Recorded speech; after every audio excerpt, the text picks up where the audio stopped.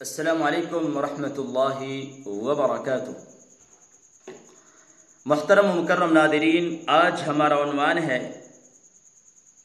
کہ قرآن کریم کو حفظ کرنے کا سب سے آسان طریقہ کیا ہے۔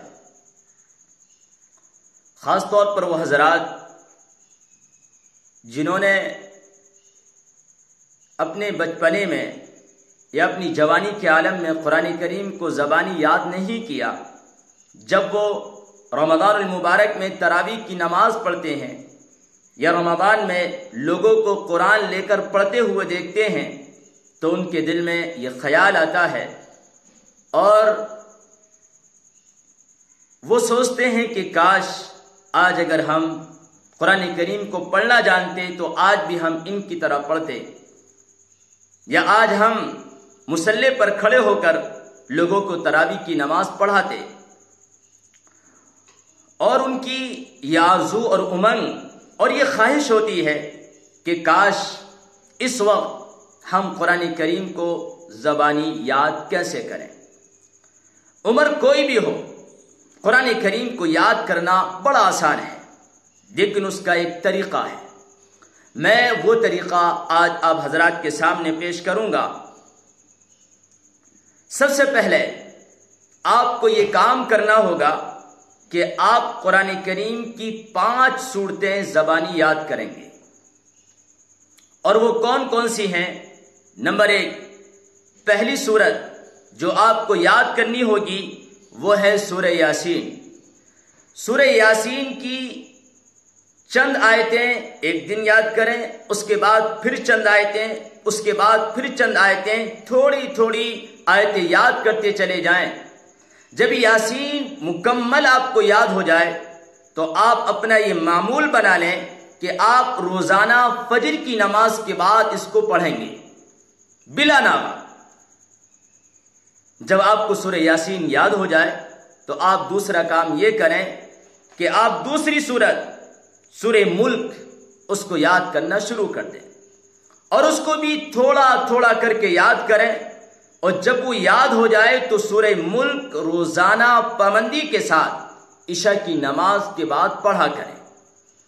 کیونکہ نبی اکرم صلی اللہ علیہ وسلم نے ارشاد فرمایا کہ جو بھی سورہ ملک کو پڑھے گا سونے سے پہلے تو یہ سورہ ملک اس کو قبر کے عذاب سے بچا لے گی اور نجات دے گی۔ تیسری سورت سورۃ الرحمن، یہ بھی بڑی شاندار سورت ہے۔ جب 2 سورتیں یاد ہو جائیں تو پھر تیسری سورت سورہ رحمان کو یاد کرنا شروع کر دیں، اور تھوڑا تھوڑا کر کے یاد کریں۔ جب یہ بھی یاد ہو جائے تو پورے دن میں کسی بھی وقت اس کو بھی زبانی 1 یا 2 مرتبہ پڑھا کریں۔ جب 3 سورتیں آپ کو یاد ہو جائیں تو پھر چوتھی سورت سورۃ الواقعہ، آپ اس کو تھوڑا تھوڑا کر کے یاد کریں، اور جب یہ سورت بھی آپ کو مکمل یاد ہو جائے تب آپ روزانہ پابندی کے ساتھ مغرب کی نماز کے بعد اس کو پڑھا کریں۔ جب یہ 4 سورتیں آپ کو یاد ہو جائیں تو پھر آپ 5ویں سورت سورہ مزمل آپ اس کو یاد کرنا شروع کر دیں، اور تھوڑا تھوڑا کر کے اس کو یاد کریں۔ جب یہ بھی یاد ہو جائے تو آپ عموماً فجر کی نماز میں فرضوں میں اس کو پڑھا کریں۔ اس طرح قرآن کریم کا ایک بڑا حصہ آپ کے سینے میں محفوظ ہوگا۔ جب آپ کو یہ بھی یاد ہو جائیں تو آپ پھر اس کے بعد حمیم السجدہ اور سورہ دہر یاد کریں، اور یہ دونوں صورتیں جمعے کے دن فجر کی نماز میں اگر آپ امام ہیں تو کبھی کبھار پڑھا کریں، کیونکہ یہ سنت ہے۔ نبی اکرم صلی اللہ علیہ وسلم جمعے کے دن فجر کی نماز میں پہلی رکعت میں